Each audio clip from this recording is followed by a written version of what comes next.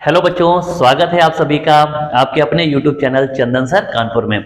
बच्चों, जैसा कि आप सब जानते हैं कि इस समय मैं आपको एसएससी जीडी के लिए बहुत ही जबरदस्त क्लासेस दे रहा हूं और आप देख रहे हैं कि टॉपिक वाइज में एक एक करके जो सिलेबस में जितने भी इंपॉर्टेंट फैक्ट हैं वो कवर करने की कोशिश कर रहा हूं।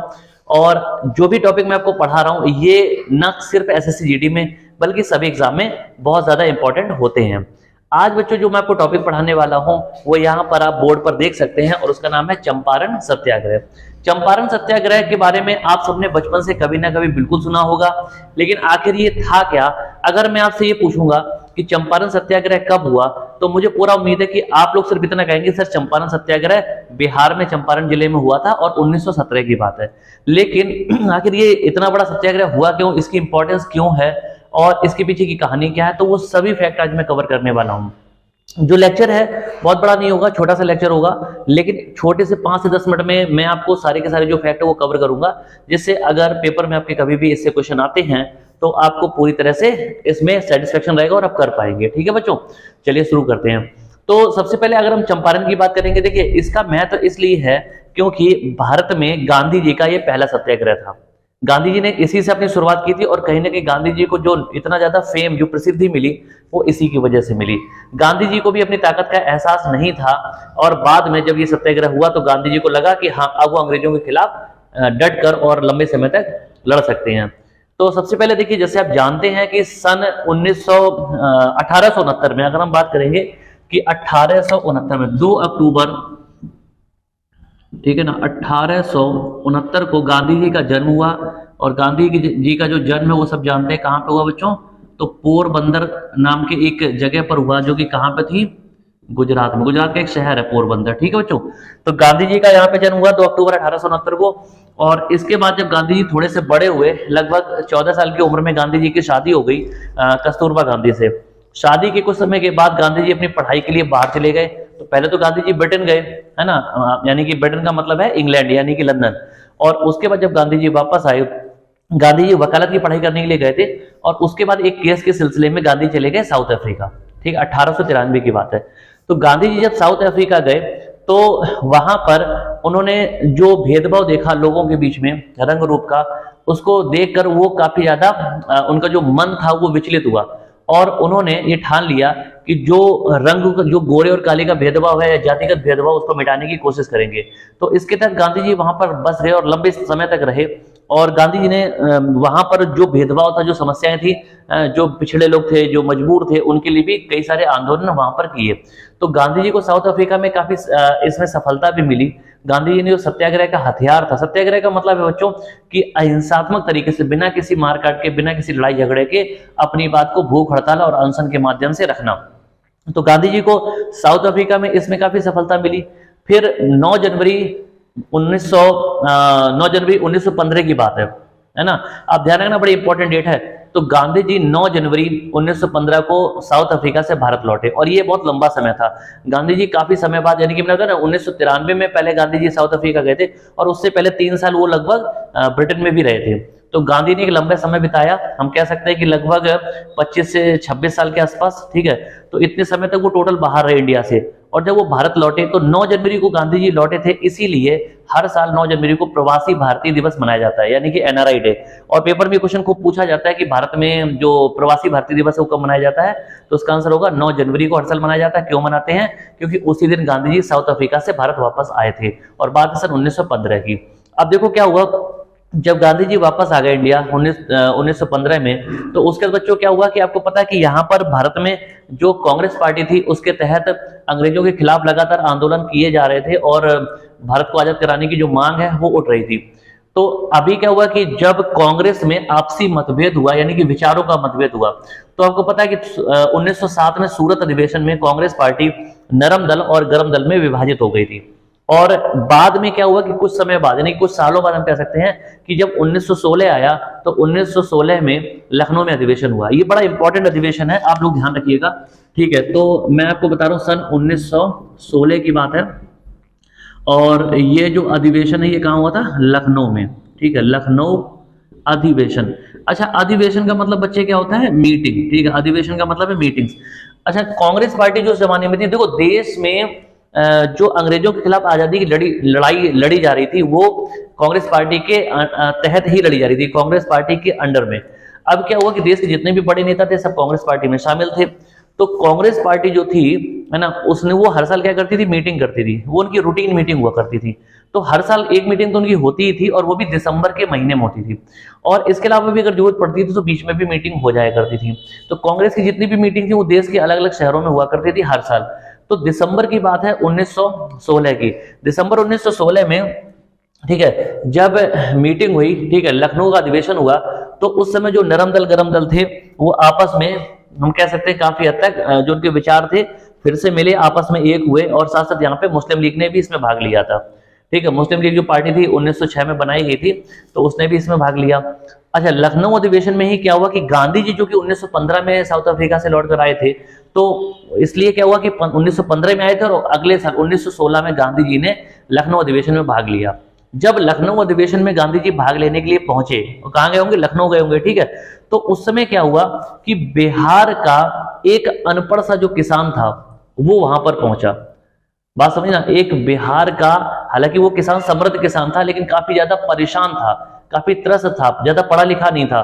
तो एक बिहार के छोटे से इलाके से एक किसान वहां पहुंचा और उसने गांधी जी से मिलने की कोशिश की। गांधी जी उससे जब मिले तो उसने गांधी जी को अपनी समस्याएं बताई और उस किसान ने गांधी जी से कहा कि हमारे यहाँ बड़ी समस्याएं हैं, जो अंग्रेज हैं वो हमसे जबरदस्ती नील की खेती करवाते हैं। और ये बात कहाँ की है, ये बात है चंपारण जिले की। चंपारण जो है ये उत्तर पश्चिमी जो क्षेत्र है बिहार का उसमें पड़ता है, बिहार का एक जिला है। और उस जमाने में भी एक शहर हुआ करता था छोटा, और इसकी कुछ सीमाएं जो नेपाल से भी जो है टच करती हैं या वहाँ पे बॉर्डर शेयर करती हैं। तो उस जमाने में जो नील की खेती थी वो पूरे देश में बंगाल के अलावा चंपारण में ही की जाती थी, यानी कि बिहार का जो क्षेत्र है चंपारण वाला वहां पर की जाती थी। और इसके अलावा मुख्य रूप से बंगाल के एरिया में नील की खेती की जाती थी। देश के बाकी हिस्सों में नील की खेती उस समय नहीं हो रही थी। नील की खेती का बच्चे कंसेप्ट ये है कि जो नील की खेती होती है, आप जानते हैं कि जो सफेद कपड़े होते हैं उसमें नील लगाई जाती है, और ये एक व्यापारिक खेती होती है, यानी कि नील की फसल को खा तो सकते नहीं है। तो अंग्रेज क्या करते थे कि अपने फायदे के लिए जबरदस्ती नील की खेती करवाते थे और उससे फिर इंग्लैंड भेजा जाता था। बात समझ में आ रही है। तो अंग्रेजों ने एक कानून लागू कर दिया चंपारण में, क्या कि अब जितनी भी जिसकी खेती है प्रति बीघा में 3 कट्ठे जमीन पर आपको क्या करना पड़ेगा, नील की खेती करनी पड़ेगी। 3 कट्ठे से मतलब है कि लगभग 15% जमीन, जितनी भी आपकी खेती है उसके 15% जमीन पर आपको क्या करना पड़ेगा, नील की खेती करनी पड़ेगी। अब वहां पे जो किसान थे वो बेचारे परेशान थे, क्योंकि उनको उस जमाने में, है ना, नील की खेती तो कराई जाती, साथ साथ 42 तरह के अलग अलग टैक्स लिए जाते थे, जिसको हम लगान कहते हैं, है ना। 42 तरह के अलग अलग तरह के लगान, कर या टैक्स लिए जाते थे अंग्रेजों के द्वारा। तो अंग्रेज बुरी तरह से शोषण करते थे। अच्छा, अगर कोई किसान बहुत गरीब है, परेशान है, नील की खेती नहीं करना चाहता, क्यों? क्योंकि पहले वो खाद्यान्न उत्पादन करेगा, यानी कि गेहूं, चावल जैसे, मक्का जैसी जो फसलें जिनसे वो खा के अपना पेट भरेगा, तो वो फसलें सबसे ज्यादा खेतों में पैदा करना चाहेगा। लेकिन अंग्रेज ऐसा नहीं करने देना चाहते थे, और इसकी वजह से क्या हो रहा था कि लोग मजबूर थे, कई बार भूखों मरने की नौबत आ रही थी, लेकिन अंग्रेज फिर भी दबाव डालते थे कि नील की खेती करनी ही पड़ेगी। तो वहां के जो किसान थे वो अत्याचार से बहुत ज्यादा परेशान थे, और इसी समस्या को देखते हुए चंपारण का एक किसान, एक अनपढ़ सा साधारण सा एक किसान, दुबला पतला सा व्यक्ति गांधी जी से मिलने लखनऊ पहुंचा सन 1916 में। लखनऊ अधिवेशन के दौरान उसने गांधी जी से रिक्वेस्ट की कि बापू आप आइए और हमारे यहाँ की जो स्थिति है वो देखिएगा, कितनी गंभीर स्थिति है, तो हम लोग ये चाहते हैं कि आप हमारी मदद करें। गांधी जी ने इस बात पर ज्यादा ध्यान नहीं दिया, गांधी जी ने उसको कहीं ना कहीं टालने की कोशिश की, लेकिन वो किसान एक जिद्दी किसान था, वो पीछे पड़ गया। गांधी जी से रिक्वेस्ट की, गांधी ने कहा कि चलो देखेंगे बाद में, जब टाइम मिलेगा तब देखा जाएगा, ऐसा बोल दिया। फिर इसके बाद क्या हुआ कि लखनऊ अधिवेशन के बाद गांधी जी जब कानपुर पहुंचे, और वो जो किसान था वो फिर गांधी जी से मिलने के लिए कानपुर फिर से पहुंच गया, तो उसने गांधी जी से कहा कि आप एक बार फिर चलिए हमारे यहाँ, देखिए तो चल के कितनी बुरी हालत है, तो आपका अगर सहयोग मिलेगा तो शायद हमें इससे छुटकारा मिल जाए, है ना। गांधी जी ने फिर मना कर दिया। कानपुर अधिवेशन में भी मतलब बात को ये कह के टाल दिया कि ठीक है, जब टाइम मिलेगा तो आगे बिल्कुल कोशिश की जाएगी। अब इसके बाद गांधी जी जब वापस साबरमती आश्रम पहुंचे, यानी कि अहमदाबाद पहुंच गए, तो अहमदाबाद जब पहुंचते हैं तो वही किसान फिर से गांधी जी के पास पहुंच जाता है और गांधी जी से रिक्वेस्ट करता है कि आपने जैसे कि कहा था, तो आपसे मैं मतलब विनम्र निवेदन है, विनती करना चाहता हूं कि आप एक बार मेरे साथ चलें और एक बार चंपारण की स्थिति तो देखें कि कितनी बुरी स्थिति है। और जो लखनऊ अधिवेशन हुआ था उसमें भी चंपारण के कुछ मुद्दे उठाए गए थे। तो जब गांधी जी से अहमदाबाद में भी वो किसान पीछे पड़ा रहा, गांधी जी ने मजबूर होकर उससे बोला कि चलो ठीक है, मैं अभी कुछ टाइम के बाद कलकत्ता जाऊंगा, और जब मैं कलकत्ता जाऊंगा तो तुम मुझे वहां पे मिल जाना, मुझे आके वहां से ले जाना, और उसके बाद मैं 1 दिन के लिए या 2 दिन के लिए तुम्हारे साथ चलूंगा और चंपारण की स्थिति को देख लूंगा। तो जब ऐसा कहा तो वो किसान, उसने कहा ठीक है। और गांधी जी की जब यात्रा होनी थी, जब गांधी जी कलकत्ता जा रहे थे, तो उससे पहले, गांधी जी के पहुंचने से पहले ही वह किसान कलकत्ता स्टेशन पर जाकर पहुंच गया, उसने डेरा डाल लिया। और जब गांधी जी पहुंचे कलकत्ता तो वो गांधी जी से मिला और उसने कहा कि बापू आपने कहा था कि हाँ अब आप मेरे साथ चंपारण चलेंगे। तो गांधी जी उसके बाद फिर वहां से पटना, और पटना के बाद मुजफ्फरनगर होते हुए चंपारण की ओर गए। जब चंपारण पहुंचे तो उन्होंने वहां की स्थिति को देखा। अब जब चंपारण पहुंचे, उन्होंने वहां की स्थिति देखा तो गांधी जी को एहसास हुआ कि वास्तव में यहां तो लोग बहुत बुरी तरह से जी रहे हैं, अंग्रेजों ने बहुत ज्यादा शोषण कर रखा है। अब वो जो गरीब किसान था उसने गांधी जी को वहां के बारे में पूरी डिटेल दी। और वो गरीब किसान था कौन, ये बड़ा इंपॉर्टेंट क्वेश्चन है। वो जो किसान था एक साधारण सा किसान था, उसका नाम था राजकुमार शुक्ल या फिर राजकुमार शुक्ला। पेपर में जो क्वेश्चन पूछा जाता है कि चंपारण आंदोलन जो हुआ था तो वो कौन सा व्यक्ति था जिसने गांधी जी को चंपारण आने का न्योता दिया था, चंपारण आने के लिए इनवाइट किया था। तो उस व्यक्ति का नाम था, ये वही किसान है, उसका नाम था राजकुमार शुक्ला।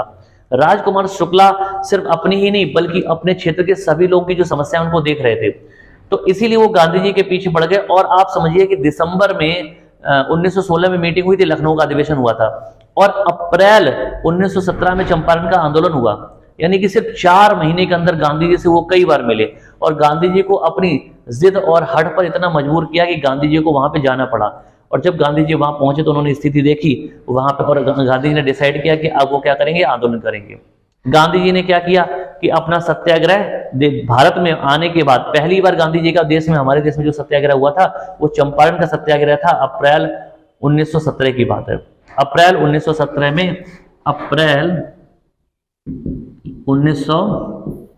में गांधी जी ने चंपारण का जो आंदोलन था वो किया, और ये देश में गांधी जी का पहला आंदोलन था। इस आंदोलन में गांधी जी ने अंग्रेजों के खिलाफ लड़ाई लड़ी और जीत भी हासिल की, और 135 साल पुरानी जो प्रथा चली आ रही थी, कौन सी, नील की खेती की, उसको समाप्त करने में सफलता हासिल की।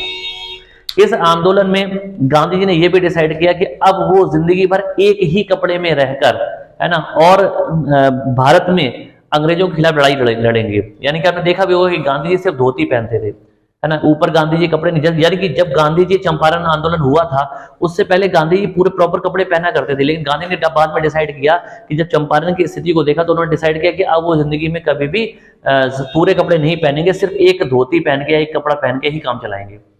तो ऐसा किया। और इस आंदोलन की खोज क्या थी कि जब गांधी जी इस आंदोलन में पहुंचे तो यहीं पर गांधी जी को डॉक्टर राजेंद्र प्रसाद और आचार्य जे.बी. कृपलानी जैसे बड़े नेता भी मिले। यानी कि ये जो खोज है ये चंपारण आंदोलन की ही खोज थे। और आपको पता होगा कि बाद में आचार्य जे.बी. कृपलानी कांग्रेस के अध्यक्ष भी बने, एक बहुत बड़े नेता थे। और इसके अलावा डॉक्टर राजेंद्र प्रसाद को आप जानते हैं कि हमारे देश के राष्ट्रपति भी बने। तो ये जो खोज थी, ये खोज उस आंदोलन की ही थी। और गांधी जी ने इतने सारे जो प्रयास किए राजकुमार शुक्ला के आग्रह पर, तभी जाकर कहीं ना कहीं जो चंपारण आंदोलन था वो सफल हो पाया। तो बच्चों, ये थी चंपारण की कहानी। अगर आपको क्लास अच्छी लगी हो तो लाइक शेयर सब्सक्राइब जरूर करें और बने रहे मेरे साथ इसी तरह की और भी अमेजिंग टॉपिक के लिए। तब तक के लिए नमस्कार, जय हिंद बच्चों।